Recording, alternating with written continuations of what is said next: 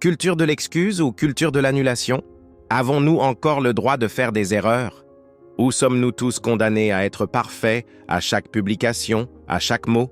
La société numérique actuelle est à la fois ultra-sensible et ultra-violente. Elle réclame des excuses, mais pardonne rarement.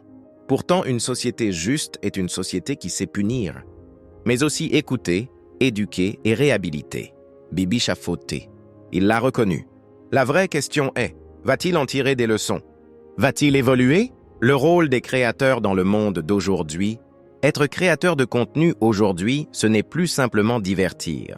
C'est être un miroir de la société, parfois un guide, souvent un amplificateur. Bibiche, comme d'autres, détient une forme de pouvoir. Il façonne des discours, il touche les jeunes, il construit des imaginaires. Et ce pouvoir implique une réflexion éthique constante, un devoir de respect, surtout dans des contextes aussi sensibles que ceux qu'on vit aujourd'hui. On ne peut plus se cacher derrière l'humour, l'art ou la spontanéité pour fuir ses responsabilités. Ce que l'on dit, ce que l'on montre, devient politique, devient éducatif, devient historique. L'après-excuse, tout reste à prouver. Les excuses de Bibiche ne sont qu'un point de départ. Ce n'est pas la fin de la polémique, c'est le début d'un chemin.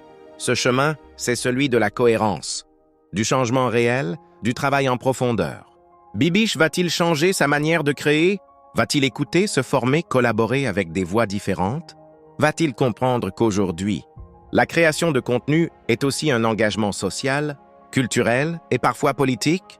Ou retomberons-nous dans les mêmes erreurs, avec les mêmes excuses recyclées à chaque tempête? Une affaire qui dépasse un seul nom. Bibiche n'est qu'un nom parmi d'autres, mais son cas révèle un tournant, celui de la maturité numérique. Chaque influenceur, chaque youtubeur, chaque TikToker est désormais scruté, écouté, jugé. Ce n'est plus un jeu, c'est une responsabilité collective. Et c'est une épreuve pour chacun d'eux. Le public, lui aussi, doit évoluer. Il a le droit d'exiger des comptes, mais aussi le devoir de savoir quand pardonner. Aujourd'hui, Bibiche a demandé pardon. Demain, il devra montrer que ce pardon était mérité. Parce qu'au final, ce n'est pas dans la chute qu'on juge un homme, mais dans la façon dont il se relève.